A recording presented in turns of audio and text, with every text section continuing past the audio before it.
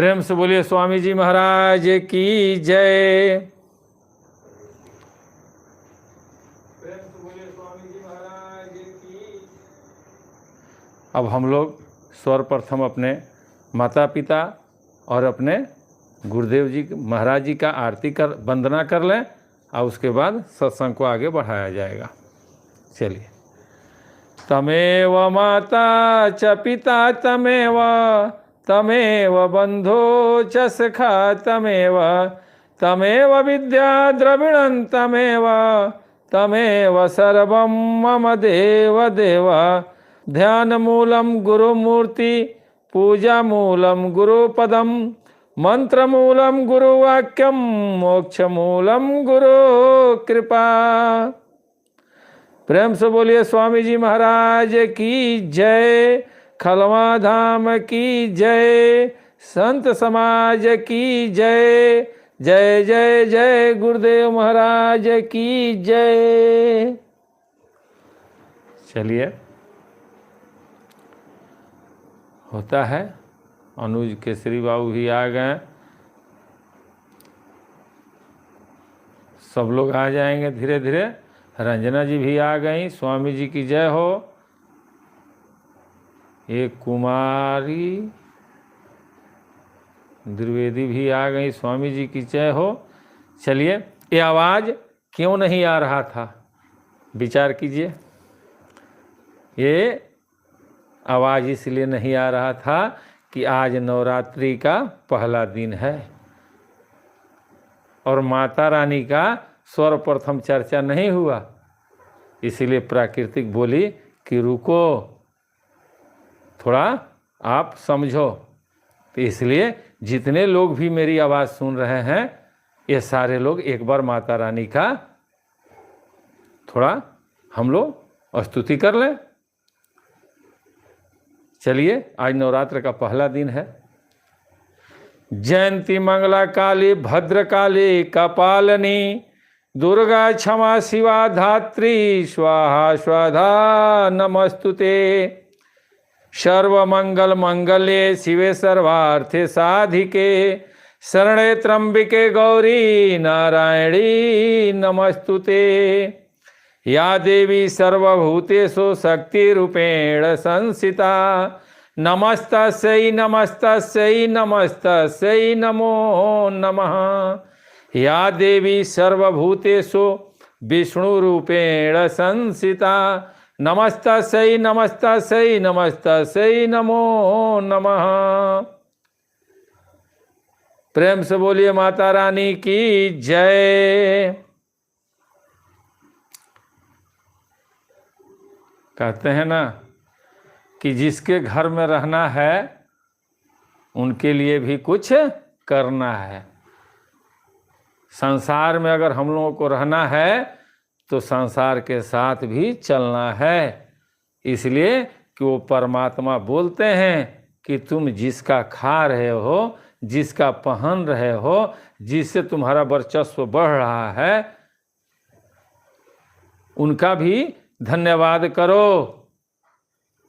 आप लोग देखें कि तीनों लोक में है ना, अभी जो माता रानी का जो स्तुति हुआ, या देवी सर्वभूतेषु गुरु रूपेण संस्थिता नमस्तस्यै नमस्तस्यै नमस्तस्यै नमो नमः 3 बार है।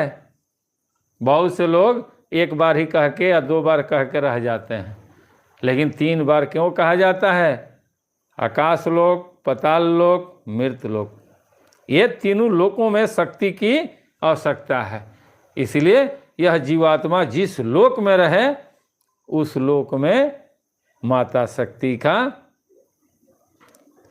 साथ मिलता रहे। इसलिए हर स्तुति के बाद 3 बार जयकारा लगता है तीनों लोक के लिए। चलिए, अच्छा है, कम से कम हम लोग माता रानी का भी स्तुति कर लिए। ठीक है, ये जो हम लोग कर रहे हैं ना सत्संग,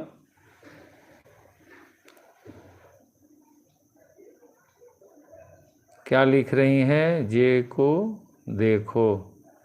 चलिए, पूरा लिखेंगी तो समझ में आएगा। कुमारी कुमारती द्विवेदी जी, जो भी लिखना है और लिखेंगे आगे, सब तो समझ में आएगा। ये जो चला परंपरा, ये कब से चला?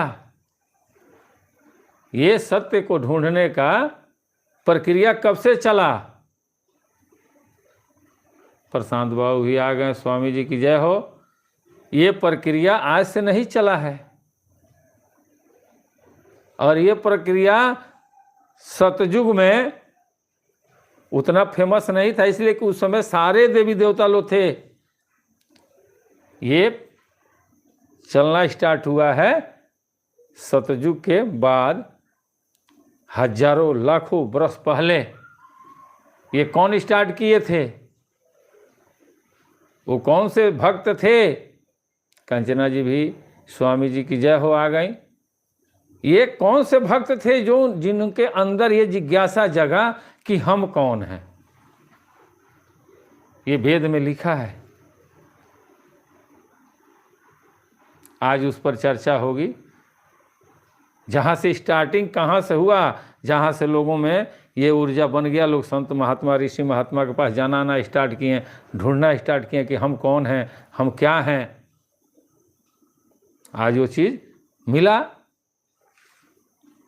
ये हजारों वर्ष पहले, याद से नहीं, हजारों वर्ष पहले एक ऐसी खोज शुरू हुई थी जिसमें मनुष्य को अस्तित्व के हर आवरण को चीर के रख दिया था। इसलिए को सोच रहा था कि आखिर ऐसी क्या है वो चीज़ जिससे आदमी समझ न पाए। इंसान आ रहा है फिर चला जा रहा है, यानी जन्म ले रहा है और मृत्यु को प्राप्त हो जा रहा है। ऐसी क्या चीज़ है? ये किसी भक्त के मन में आया। वो भक्त का नाम आगे मिलेगा। तो उन्होंने इसको ढूंढना स्टार्ट किया। तो उन्होंने जब ढूंढना स्टार्ट किया तो उन्होंने विचार किया कि यह कोई बाहर की दुनिया को जीतने की खोज नहीं थी। यानी इसको जो खोजने के लिए चले थे ना, वो बाहरी संसार को खोजने के चक्कर में नहीं थे। उनको अपने अंदर की खोज थी कि मेरे अंदर वो मुनि कौन है जो आता है और फिर कुछ दिन रहता है फिर चला जाता है। ये चाह उनके अंदर जगी। यह कोई नया ग्रह या नया साम्राज्य खोजने की यात्रा नहीं थी। यह खोज थी स्वयं को जानने की, उस परम सत्य को जानने की। वह परम सत्य क्या है, ये चाह थी उनके अंदर कि उस परम सत्य को हम जान जाएं कि वह क्या है। यह पूरा ब्रह्मांड एक छोटे से बुलबुले की तरह तैर रहा है। कहाँ है ना, कबीर साहब का वाणी है, मानव तोरे बुलबुला आसमानस की जात, देखत ही छुप जात है जो थोड़ा प्रभार। यानी पानी के बुल्ला, थोड़ा भी उसको स्पर्श कीजिए फूट जाता है। तो ये मानव का शरीर इस तरह से है जैसे पानी का बुलबुला। उन्होंने स्वयं कहा बुलबुले की तरह तैर रहा है। उस शांत तपोवन में एक युवा शिष्य अपने पिता और गुरु के पास जाता है। जैसे हम लोग खलवा में पहुँचे थे, जब हम लोगों के अंदर ये जिज्ञासा जगा कि आखिर हम कौन हैं, हमें क्या करना चाहिए, तो कोई ना कोई तो कहा कि भाई संत के शरण में जाइए। तो हम लोगों ने संत ढूंढना स्टार्ट किए। जहाँ सुनते थे वहीं पहुँच जाते थे कि चलो यहाँ संत आए हैं, दर्शन कर लेंगे।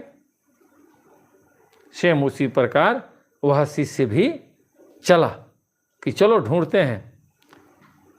उस सुनसान जंगल में, उस तपोवन में एक युवा शिष्य अपने पिता और गुरु के पास जाता है। अब देखिए, वो पिता कहते हैं ना कि सर्वप्रथम पिता ही होते हैं, सर्वप्रथम पिता ही गुरु होते हैं। उसके बाद गुरु के स्थान आती है। माता पिता के बाद गुरु का स्थान आता है, इसलिए कि उन लोगों ने हमें जन्म दिया है। उनके बाद ही संसार या जो भी हैं सब उनके बाद हैं, उनके पहले नहीं है। इसलिए वह जो शिष्य थे वो अपने पिता, और वो समझ गए कि ये सर्वप्रथम गुरु हैं, तो क्यों नहीं इन्हीं के पास चले। और वो शिष्य कौन थे? उस शिष्य का नाम था भृगु। आप लोग जानते होंगे भृगु ऋषि को, वो बच्चे थे। वह भृगु ऋषि अपने पिता वरुण जी के पास पहुंचे, इसलिए कि उनके गुरु वही थे उस समय, और कोई नहीं था। जब वरुण जी के पास पहुंचे हैं ना, तो वरुण जी भृगु के भीतर एक ऐसी प्यास जगी है जो संसार में किसी भी सुख से बुझने वाली नहीं है। बुझेगी? संसार का सब सुख मिल जाए, सारा वैभव मिल जाए, तो क्या नींद आ सकती है? नींद तभी आएगी कि जब शरीर को आराम मिलेगा, जब हमारी सोच शांत होगी, जब हम अपने आप को शांति महसूस करेंगे तो ही हम सो पाते हैं। इसके पहले नींद नहीं आती है, ये जरूरी चीज़ है। तो उनके अंदर ये व्यग्रता थी कि आखिर हम कौन हैं। तो भृगु ऋषि पहुँचे हैं वरुण जी के पास, और वह जान गए कि वह बाहर जो भी कुछ दिखाई देता है, भृगु ऋषि को ये पता हो गया कि संसार में जो भी चीज़ दिखाई देता है, जो भी सांसारिक चीज़ है, उससे यह प्यास नहीं बुझेगी। वो आज है, कल समाप्त हो जाएगा। उनके अंदर ये भावना जगी कि नहीं, ये सबसे परे वो चीज़ है, उसको ढूंढेंगे। और वो पहुँचे हैं। वह महर्षि वरुण जी के चरणों में बैठ गए और हाथ जोड़कर एक ऐसा प्रश्न पूछते हैं जो आज भी हर जागती हुई आत्मा का प्रश्न है। भृगु पूछते हैं, क्या पूछते हैं? कि हे गुरुदेव, मुझे उस ब्रह्म का उपदेश दीजिए। जैसे हम लोग जाते हैं ना, कहते हैं कि वो पार ब्रह्म में हम विलीन हो जाएंगे, तो कैसे होंगे? बगैर उपदेश के और बगैर गुरु के हम थोड़ी हो पाएंगे, नहीं हो पाएंगे। माँ बाप हमारे प्रथम गुरु हैं, तो कहाँ के लिए हैं? प्राकृतिक के लिए हैं। लेकिन जब इस प्राकृतिक से हमारी जीवात्मा निकलेगी, वहाँ के लिए गुरु करना पड़ेगा। वो सद्गुरु ही होते हैं जो उस धाम तक पहुँचाएंगे। तो उन्होंने कहा, भृगु जी ने कहा इस बात को वरुण जी से कि मुझे उस ब्रह्म का उपदेश दीजिए, मुझे वह सत्य बताइए जिससे यह सब कुछ पैदा होता है। महर्षि वरुण एक पल के लिए अपने पुत्र के आंखों में देखने लगे। होता है ना, जैसे हम लोग जब खलवा महाराज जी के शरण में जाते हैं या जाते थे पहले, तो कुछ ऐसा जिज्ञासा लेकर जाते थे कि महाराज जी हम लोगों को देखते थे, सिर्फ टुकुर टुकुर देख रहे थे, और वो सोचते थे कि क्या सोच रहा है, देखो कितना दूर की चीज़ें सोच रहा है। अगर नहीं बताते हैं तो इसको संशय होगा। और महाराज जी वैसा ही शब्द का प्रयोग करते थे जिससे हम लोगों को ये बोध हो जाता था कि हमारी जो जिज्ञासा है महाराज जी के वाणी से पूर्ण हो गई। यही होता था। और वो देखते हैं कि भृगु के प्यास सच्ची है। गुरु सब समझ जाते हैं। अगर आप छल से जा रहे हैं, मन में परीक्षा लेने जा रहे हैं, उनको पता चल जाता है, आपका भाव ही बता देता है। कहीं कहीं आप लोग देखे होंगे कि एक बनावटी रोलाई और एक हकीकत की रोई, दोनों में सामने वाले को पता चल जाता है कि बनावटी रोई रो रहा है, ये हकीकत का नहीं रो रहा है। इसलिए कि जो हकीकत में रो देता है ना, उसके सामने सारा लोग झुक जाता है, बोलता है अरे यार छोड़ दो, इसकी आत्मा रो रही है।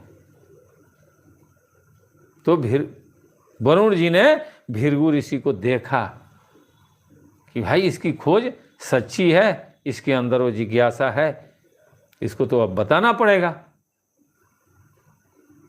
तो कैसे बताएंगे? वो तो ऐसा चीज है नहीं कि उठा के दे देंगे। तो उन्होंने विचार किया कि कैसे बताया जाए। तो कोई भी गुरु खोल करके नहीं बताते हैं। वरुण जी ने भी वही काम किया, इसलिए कि एक सच्चा गुरु कभी सत्य को शब्दों में बांध कर परोसता है, शब्द में, स्वरूप में वो नहीं देते हैं। जब आप शब्द मिलेगा ना, और जब उस शब्द का भजन कीजिएगा, मंथन कीजिएगा, तब जाकर के गुरु की कृपा और होगी और उसके आगे की प्रक्रिया गुरु कराएंगे। वही चीज वरुण जी ने किया था भृगु जी के साथ। तो उन्होंने कहा, सोचा कि कोई भी सच्चा गुरु कभी सत्य को शब्दों में बांध कर नहीं परोसता। सत्य कोई ऐसी वस्तु नहीं है जिसे एक हाथ से दिया जाए और दूसरे हाथ में लिया जाए। ऐसा नहीं है भाई। सत्य तो एक अनुभव है। वो अनुभव कैसे होगा? जब करेंगे तब होगा। और वही चीज महाराज जी ने हम लोगों को दिया कि भजन करो लो, भजनवा कर बोलो तो एक आगे वाला काम शुरू हो जाए। भजनवा सबसे जरूरी चीज है। वही चीज वरुण जी ने भृगु ऋषि को दिया और उन्होंने कहा, क्या कहा? उन्होंने कहा कि सत्य तो एक अनुभव है, सत्य एक यात्रा है जो शिष्य को स्वयं करनी पड़ती है। इसलिए महर्षि वरुण ने भृगु को कोई सीधा उत्तर नहीं देते, वे इसे कोई परिभाषा नहीं रटाते, वो केवल एक इशारा करते हैं। और वो कौन सा इशारा करते हैं? ये वही इशारा करते हैं जो महाराज जी ने हम लोगों को इशारा किया था। ये वेद में है, ये हम जो बोल रहे हैं ये वेद में है भाई। वेद से ही ये हम निकाले हैं। उसमें वेद से लेकर के ही इसको बनाया गया है। और उन्होंने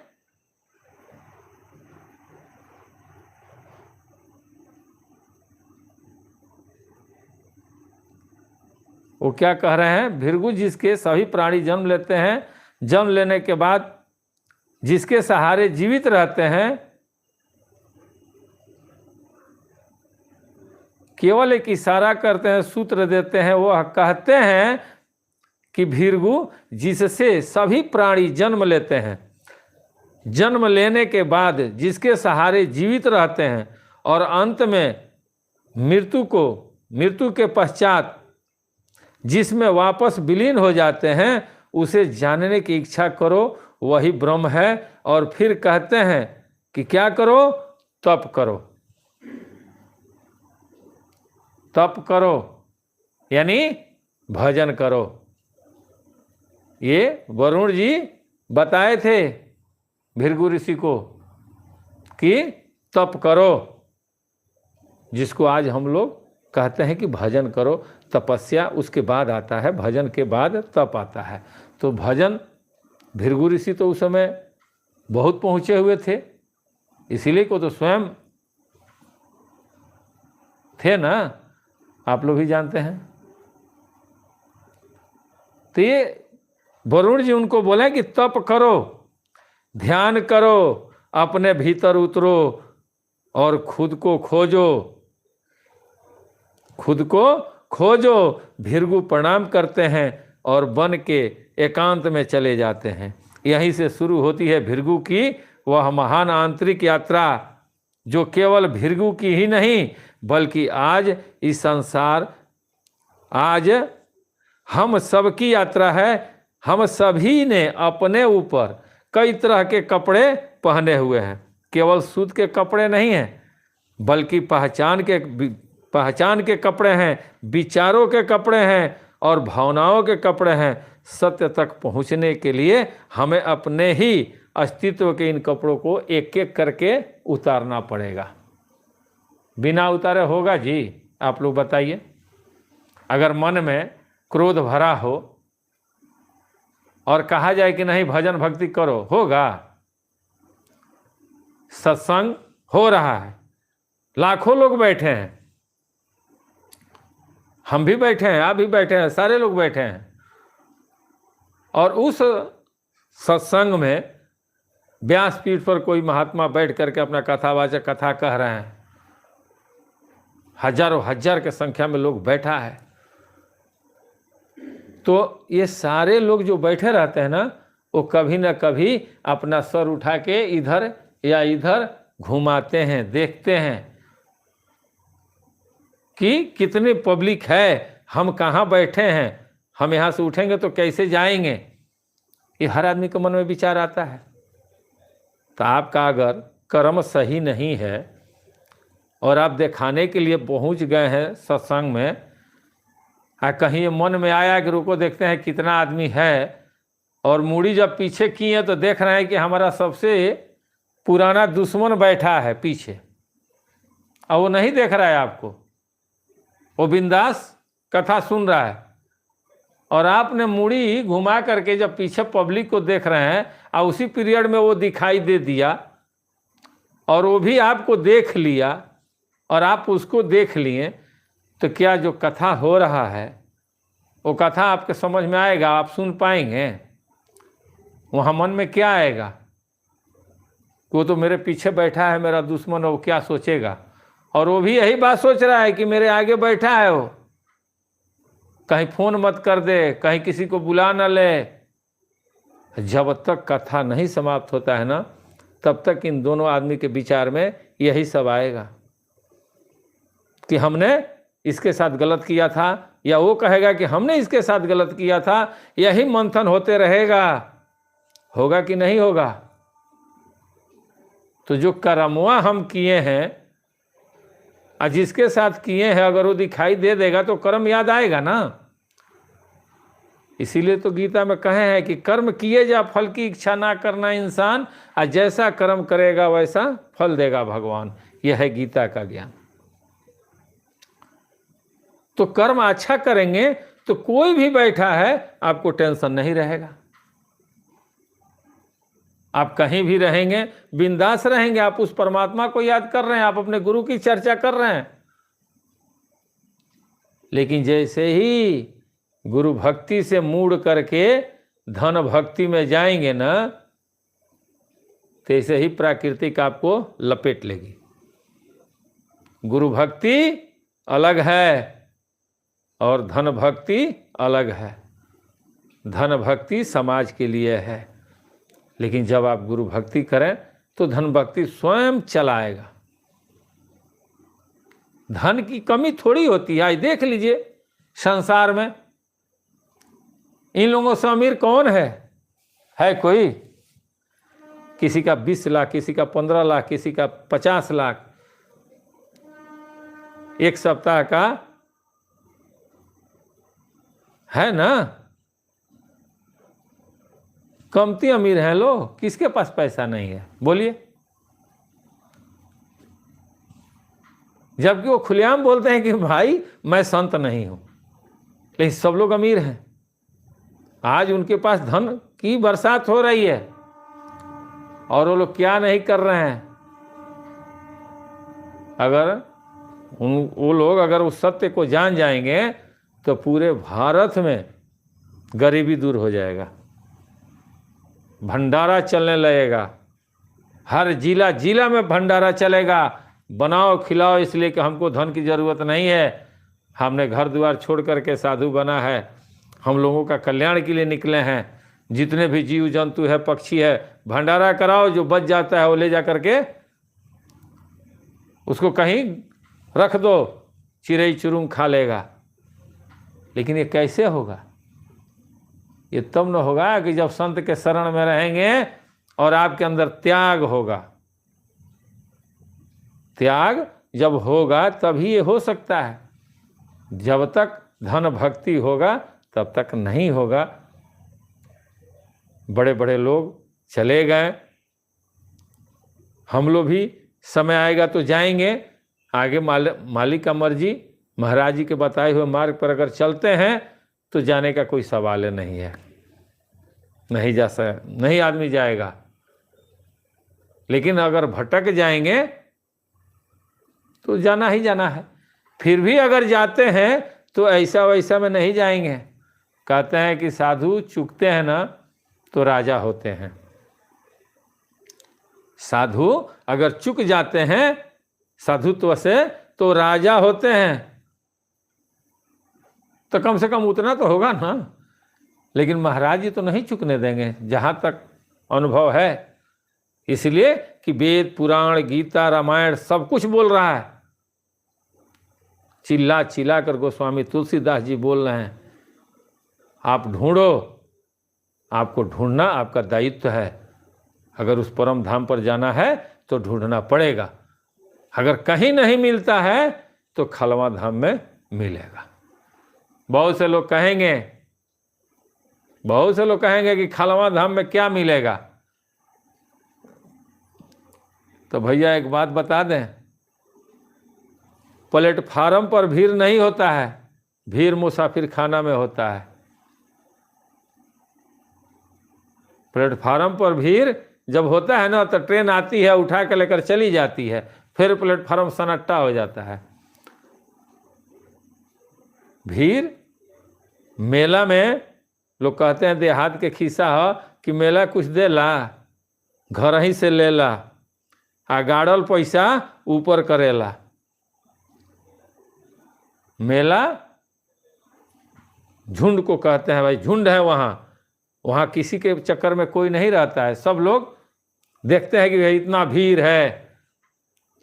लेकिन उस मेले में अगर आपके पेट में दर्द हुआ ना तो बाकी लोग आपको नहीं वहाँ देखेंगे। वहाँ लोग सब लोग अपने अपने में लगे हैं। और जहाँ भीड़ नहीं है समझिए कि वहाँ जरूर कुछ है। इसलिए कि संत की स्टार्टिंग शमशान से ही होती है। आज कहीं भी देख लीजिए, जहाँ जहाँ आप लोग बनारसों सुने होंगे कि लोग कहते हैं कि बनारस कोई अगर जाता है ना तो बाबा विश्वनाथ का दर्शन करने के बाद मणिकर्णिका घाट जाना चाहिए। वहाँ जाने के बाद पता चलता है कि हाँ भाई यहाँ तो सारे लोग आ रहे हैं। और वहीं से संत की उत्पत्ति होती है, शमशान से। और संसार में भी संत जो होते हैं वो जंगल में, झाड़ी में, अकेले, जहाँ कोई गांव नगर न हो वहाँ रहते हैं। वहाँ भीड़ नहीं होगी भाई। क्यों भीड़ होगी? उनको कुछ चाहिए नहीं और उनके पास शब्द नहीं है, कर्म है। महाराज जी कहब कि हो कर्मों सब हो। जब तक वहाँ पर हम लोग रहते थे ना तो भजन पर बैठना पड़ता था, मजबूरी था।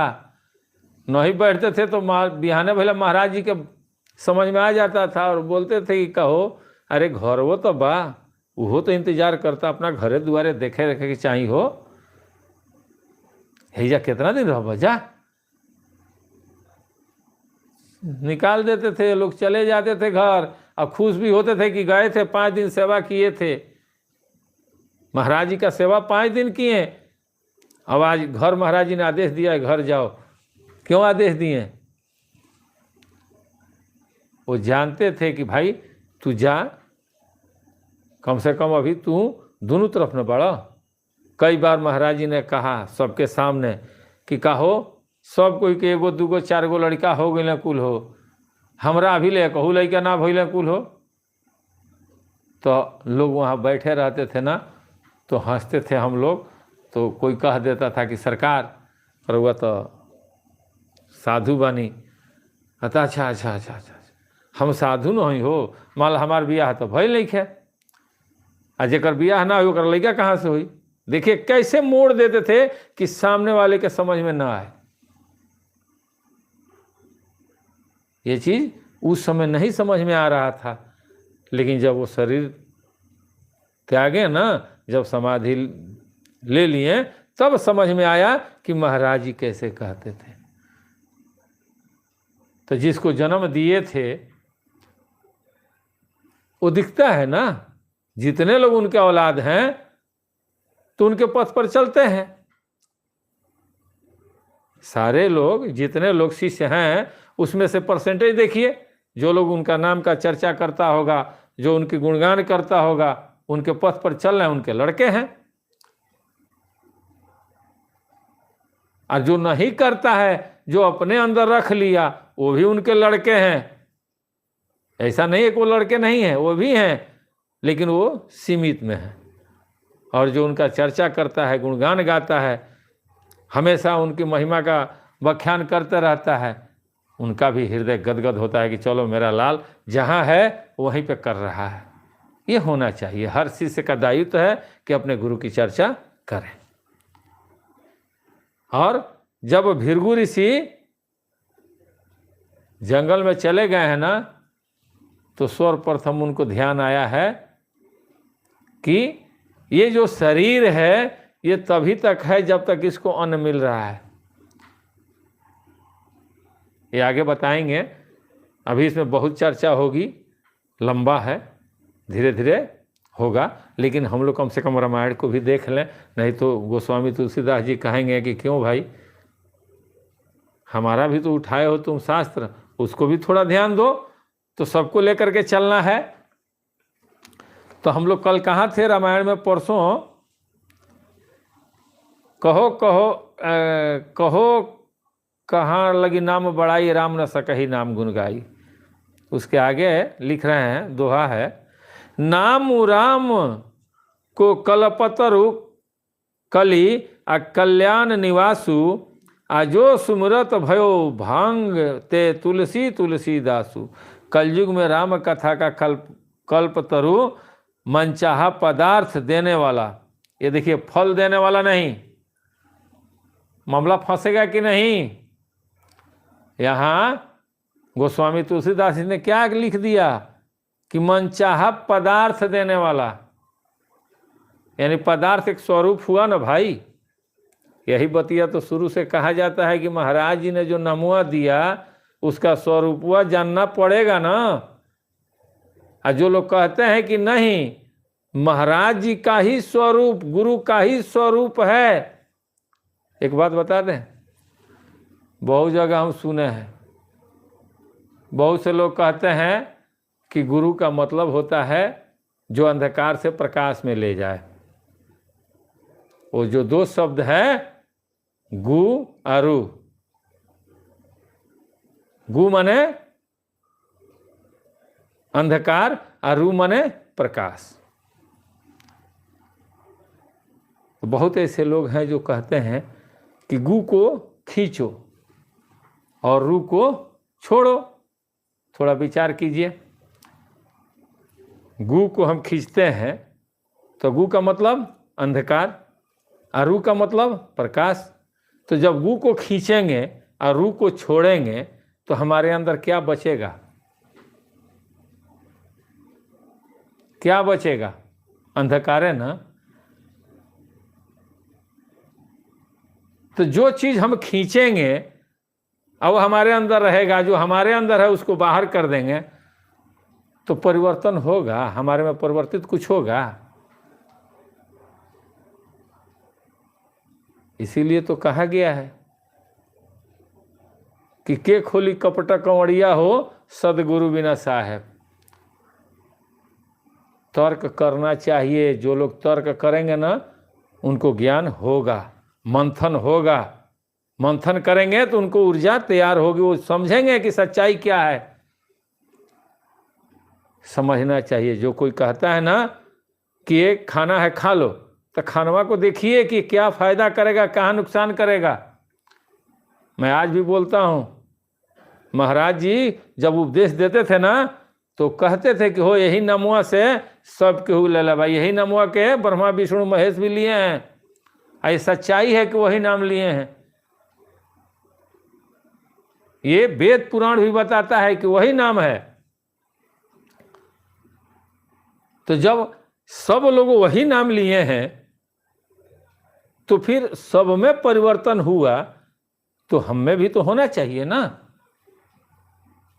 हुआ है, जिनको महाराज जी ने वो नाम दिया और जिन्होंने उस नाम का भजन किया, और भजन के बाद जिनको उन्होंने योग युक्ति में प्रवेश कराया, जिनको योग सिखलाया, युक्ति द्वारा कैसे करना है, उनके अंदर है वो चीज़, उनको महसूस हो गया कि नहीं नहीं ये परफेक्ट है। रामायण बता रही है, गीता बता रहे हैं, वेद बता रहा है, सब कुछ सही है, प्रूफ होना चाहिए ना। कानून साबूत मांगता है भाई, साबूत अगर आपके पास है तो आपको कानून भी साथ देगा, लेकिन अगर साबूत नहीं है तो हवा हवाई में जाना पड़ेगा, कोई नहीं बचाएगा। तो ये बोल रहे हैं कि मनचाहा पदार्थ देने वाला और कल्याण निवास मुक्ति का घर है, जिसको स्मरण करने से भंग सा निकृष्ट तुलसीदास तुलसी के समान पवित्र हो गया। सेम यही चीज वो बोल रहे हैं जो महाराज जी ने बोला था कि यही नमुआ से ये हुआ है। इन्होंने भी क्या कहा कि तुलसी से तुलसीदास हो गए हो, वो जानना पड़ेगा। इसीलिए कहते हैं कि जब मैटर फंसेगा ना, आएगा समय जब वैसा, तो उसमें महाराज जी साक्षात इस पूरे दुनिया को दिखाएंगे कि देखो मैं हूं, मैं कहीं गया नहीं हूं, मैं हूं यहां। बस समय का इंतजार हर भक्त को करना चाहिए। थोड़ा अंदर से धैर्य रखिए। जो कुछ भी गुरु भाई है वो आपका दुश्मन नहीं है। अगर वार्तालाप बंद हो जाए ना तो समझौता का जरिया समाप्त हो जाता है। इसलिए मन के द्वेष निकाल करके और अपने इस छोटे भाई को सब लोग सहयोग करें कि पूरे भारत में हम लोग महाराज जी का चर्चा करें और गुणगान करें। अरे आप लोग अगर हमको ढकेल करके आगे करेंगे तो फ्रंटवा पर हम ही न जाएंगे, आप लोग तो पीछे रहेंगे ना। तो वहाँ जो भी हमारे सर पर आएगा, तो अगर वहाँ मालिक का कृपा हुआ और वो सत्य हो गया तो आप लोगों का तो सीना गदगद हो जाएगा। खुशी मिलेगी ना कि हम लोग मेहनत करके दुबे भाई को आगे बढ़ाए हैं। चलो महाराज जी का कृपा सब पर बनी रहेगी। नहीं तो आप आगे बढ़िए, हम साथ देते हैं आपका। तो किसी के साथ चलने से अगर मालिक का नाम रोशन होता है तो साथ देना चाहिए। देखिए बहुत ऐसे लोग कुछ कुछ शब्द पूछ देते हैं, बहुत ऐसा शब्द है, छोटा छोटा शब्द पूछ देते हैं, शास्त्र से लिए हैं या कहीं से पढ़ लिए हैं, वो आकर पूछते हैं। वो कोई माने नहीं रखता है भाई। माने वो रखता है कि जहाँ हजारों हजार की संख्या में लोग बैठा है, पूरा भारत देख रहा है और वहाँ तर्क स्टार्ट हो रहा है, तो लोग समझ जाते हैं कि तर्क में कितना दम है। कोई अपने भाई से क्या विवाद करेगा? नहीं करेगा। वो मूर्ख होता है, वो विवाद करता है। वो भाई है, थोड़ा बाहरी ध्यान उसके अंदर आ गया है, लोगों की बात सुन लिया है, तो अपने घर वालों को बात को वो नज़रअंदाज कर देता है। इसलिए थोड़ा उसको परेशानी होता है या घर वालों को परेशानी होता है।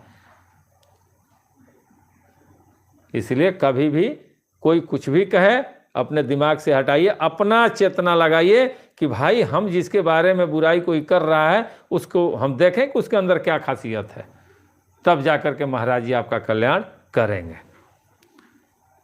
और ये कह रहे हैं मन चाहा पदार्थ। अब आगे चौपाई लिख रहे हैं, चहुजुग तीनु काल तिहु लोका अभय नाम जपि जीव विशोका।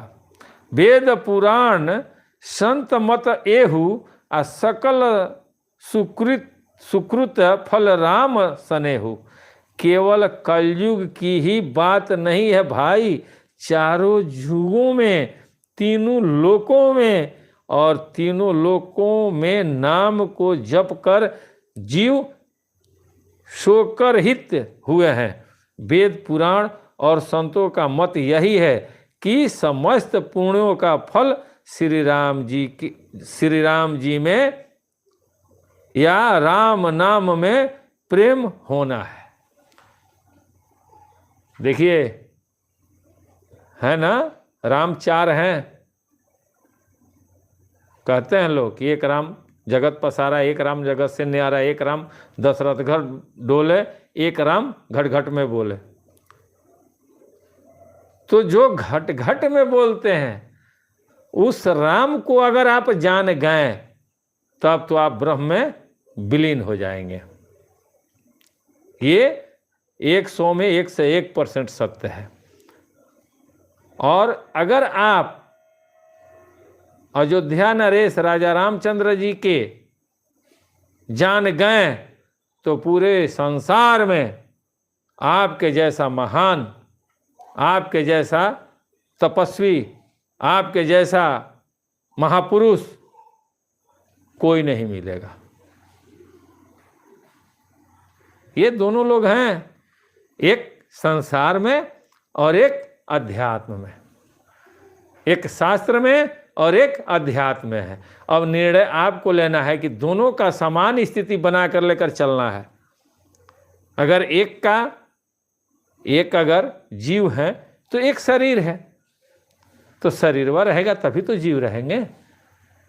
जब उस राम को हम जानेंगे तभी तो हमारा इस शरीर में आहार मिलेगा, तभी तो हम अपने राम को जान पाएंगे। इसी चीज को बहुत से लोग कहते हैं कि अरे नहीं, ये सब ढकोसला है, ये बाहरी जो राम है अयोध्या वाले, ये सब ढकोसला है। तो जो लोग कहता है ना, देखिए क्षणिक सुख उनको मिलती है, लेकिन कहीं ना कहीं वो दोनों जगह से जाते हैं, दोनों जगह से, संसार से भी और परमात्मा से भी, उस ब्रह्म से भी। अरे आपको इस बात का अहंकार है ना कि आपके पास धन है, सब कुछ भरा हुआ है, लेकिन जिस दिन शुगर पकड़ लेगा ना, वो धन ताकते रह जाएगा। जिस दिन पैर का हड्डी काम करना बंद कर देगा, सारा धन रहते रह जाएगा, कुछ नहीं होगा। ये आंखों से प्राकृतिक दिखाती है इस संसार में कि देख लो किसके साथ कैसा कैसा हो रहा है। फिर भी हम मनुष्य को नहीं समझ में आता है कि भाई हमारे सामने कल तक जो आदमी स्वस्थ था, आज एक बैग इसको क्या हो गया। तो हमारे पास कोई विकल्प नहीं बचता है, तो एक रास्ता हम लोग निकालते हैं, ये भगवान की महिमा है क्या भाई। या तो हाँ भाई सही है, भगवान की कृपा किस पर कब हो जाए ये कोई नहीं जानता है, कर्म का फल भोगना है। अरे भाई, तो हम कर्म में ऐसा क्यों करें, हम दूसरे को कहते हैं और हमारे साथ अगर होगा तो हम किससे कहेंगे। इसलिए जो भी लोग संसार में हैं, सबसे मैं श्री सद्गुरु भ्योन भक्ति योगाश्रम खलवा का शिष्य दुबे जी ये अपना हाथ जोड़ करके उनसे निवेदन करते हैं कि आप देवी देवता का भी पूजा कीजिए और ये सब करते हुए संत के शरण में चले जाइए। अरे जो आपके पास है वो खत्म नहीं होगा भाई, वो आपसे कोई लेगा नहीं, आपको धन नहीं कोई मांग रहा है आपसे मांग रहा है तो आपका एक समय जो 24 घंटा में मात्र 1 घंटा है। 24 घंटा में 1 घंटा उस समय आप दे दीजिए, इसलिए कि उस समय लोहा गर्म रहता है। उसमें परमात्मा जो कहते हैं ना अविनाशी, वो कैलाश पर विराजमान रहते हैं। वो समय आप दे दीजिए और देखिए आपके आने वाला जनरेशन और आपके पीछे जितना है सबका कल्याण हो जाएगा। वो पावर हाउस है भाई, ट्रांसफार्मर नहीं है, वो बहुत बड़ा पावर हाउस है। अब वहाँ पहुँचने के लिए इनका सहारा लेना ही पड़ेगा। जो देवी देवता हैं उनका सहारा ले बगैर आप चाह लें कि उस परम धाम पर पहुँच जाए, नहीं पहुँचेंगे। साधन होना चाहिए ना, साधन हमारा शरीर है। तो हमारा शरीर की उत्पत्ति कहाँ से हुई है? समाज से हुई है, संसार से हुई है। तो संसार के लोग किसको मानते हैं? देवी देवता, इतर जो पूर्वज हैं, जो आने वाला हमारे औलाद हैं, बाल बच्चा है, सबको लेकर के वो चलते हैं। और हम कहाँ चलेंगे? सबको छोड़ के निकल जाएंगे? परमात्मा खुश हो जाएंगे? नहीं खुश होंगे। वो बोलेंगे कि अच्छा सबको लेकर के चलो, सारे देवी देवता, पूजा पाठ, नियम जो है उसके साथ रहिए और देखिए क्या मज़ा आता है। ये आएगा मज़ा। आए हकीकत है कि जिन ढूंढा तीन पाइया, गहरे पानी पैठ, मैं बांवरी डूबन मरी, रही किनारे बैठ। सोचने से कुछ नहीं होगा, करने से होगा, करना पड़ेगा। आज हम लोग ये इस सत्संग में आते हैं, स्टार्ट हुआ था उस दिन से और आज तक कितने लोग आए, आते भी हैं, चले भी जाते हैं, और सबका आप वीडियो देख करके अंदाज़ा कर लीजिए कि कितने लोग हैं जो डेली आते हैं। ऐसा नहीं है सबका नाम आता है। सत्येंद्र जी आ गए, अनुज चतुर्वेदी, पिता श्याम लाल चतुर्वेदी, गोत्र वशिष्ठ, विराम जदुवंशी, तहसील जिला करौली राजस्थान। इस साल नीट टेस्ट पास हो जाएगा क्या गुरुदेव, कृपा करके बताइए, और क्या करना पड़ेगा, और अभी तक कम नंबर आ रहे हैं। चलिए सत्येंद्र जी, उस दिन भी चर्चा हुआ था, हाजिरी लगाते रहिए, और हम लोग सारे लोग मिल करके महाराज जी से भी कहेंगे कि महाराज जी एक हैं बेचारे राजस्थान से, राजस्थान यही नहीं ना, हम गए हैं राजस्थान में, और आपके पुष्कर वीडियो में होगा, है शॉर्ट वीडियो में कि हम पुष्कर गए थे ब्रह्मा मंदिर में, और देखिए महाराज जी की कृपा, जब वहाँ हम लोग दर्शन किए ना तो वहाँ एक शक्तिपीठ भी है। महाराज जी ने प्रेरणा दिया कि चलो थोड़ा शक्तिपीठ पर भी दर्शन कर लो, तो वहाँ भी जाकर हम लोग दर्शन किए। अच्छा जगह है। वहाँ खाटू श्याम के यहाँ भी हम लोग गए थे, खाटू श्याम के यहाँ दर्शन वर्शन किए, बड़ी अच्छा। हमको वहाँ वो मिला था पेड़ा, स्पेशल पेड़ा हमको मिला था, महाराज जी की प्रेरणा हुई, खूब सुंदर दर्शन हुआ, वीडियो भी डाले हैं। तो राजस्थान बहुत अच्छा जगह है, और गुरु भक्ति कीजिए, आपका कल्याण होगा। ऐसा नहीं है कि नहीं होगा, बस हाजिरी लगाते रहिए। जिसको भी मानते हैं आप, जिनको मानते हैं उनके प्रति आस्था रखिए, और उनसे बोल कर कहिए, बोल करके कहिए कि हे गुरुदेव, हे परमपिता परमात्मा, हमारे कर्मों पर ध्यान दीजिए कि हम सही सदकर्म करें, हमसे अनहित किसी का ना हो। और जब आप किसी का अनहित नहीं करेंगे तो आपका अनहित करने वाला कौन है? कोई है? नहीं है। इसलिए बिंदास रहिए, हाजिर लगाते रहिए, महाराज जी आपके ऊपर दया बरसाएंगे। बहुत दयालु होते हैं संत महात्मा, सबको माफ़ करते हैं और सबको अच्छा मार्ग दिखाते हैं। इसलिए प्रेम से बोलिए स्वामी जी महाराज की जय।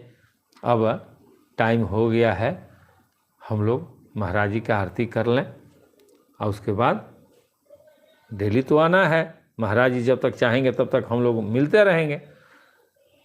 सारे लोग हाथ जोड़ लें और अपने इष्ट और अपने पूरे परिवार को अपने में समाहित करें, और हाथ जोड़ करके अपने इष्ट, अपने गुरुदेव के चरणों पर ध्यान दें, और मेरे साथ आरती स्टार्ट करें। ध्यान मूलम गुरु मूर्ति, पूजा मूलम गुरु पदम, मंत्र मूलम गुरु वाक्यम, मोक्ष मूलम गुरु कृपा। हरि ओम जय श्री जगतारण स्वामी, जप श्री जगतारण, कलि के कलुष विभंजन, भवताप निवारण। हरि ओम जय श्री जगतारण, तारण कारण आए जगत में, स्वामी संत रूप धर लीना। हो मोरे स्वामी संत रूप धर लीना, करी कृपा मुझ पतितन पर, हठ दर्शन दीना। हो मोरे स्वामी हठ दर्शन दीना, रूप अनूप महा छविधारी, जन को मन मोहे। हो मोरे स्वामी जन को मन मोहे, दरस करत अधनाशय वर्ण सके अस को है। हरि ओम जय श्री जगतारन। मधुर बचन संशय सब नासत। नाम अमलोक दीना हो मोरे स्वामी नाम अमलोक दीना। जीवन मुक्ति लखो प्रभु निज शरणन कर लेना। हरि ओम जय श्री जगतारन। कोटिन कर्म हरत एक क्षण में।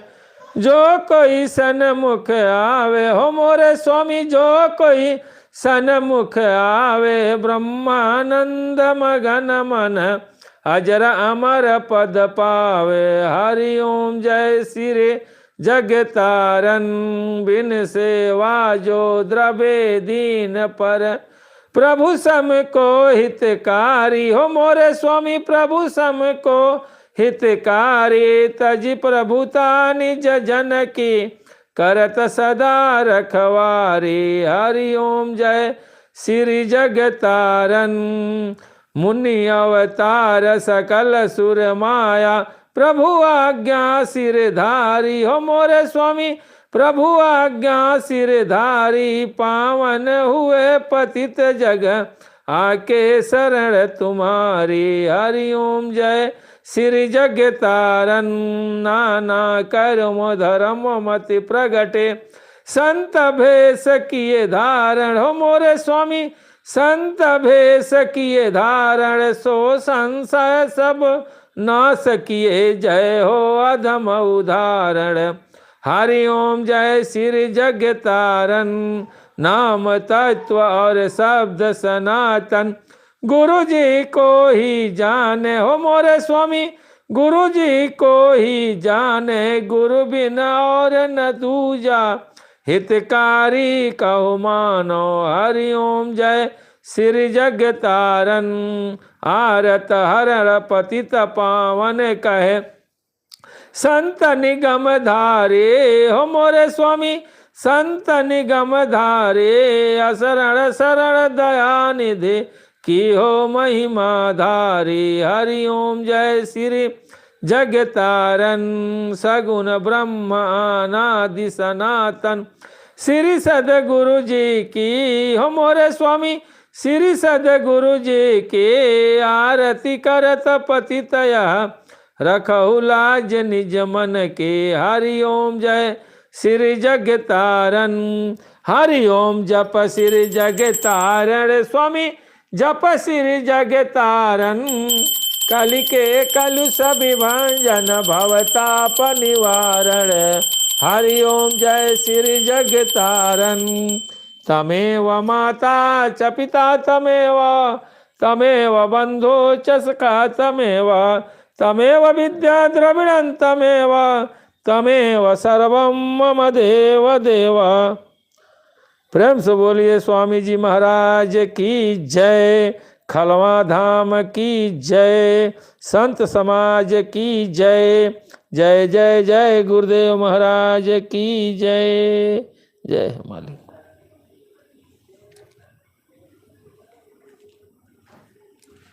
कहते हैं ना सर्वा बाधा विनिर्मुक्ति धन धन सुतावंती। मनुष्यो मत प्रसादेन भविष्यन्ति न संशय। माता रानी कहती हैं कि संसार में कोई ऐसा चीज नहीं है जो तुम्हारे पास मैं न दे दूं। इसलिए कि इस पर कोई संशय मत करना। मैं सब चीज मेरे अंदर है। आज की मुलाकात बस इतनी। चाहे कल आप कर लीजिएगा बात जितनी। जय खलवा धाम।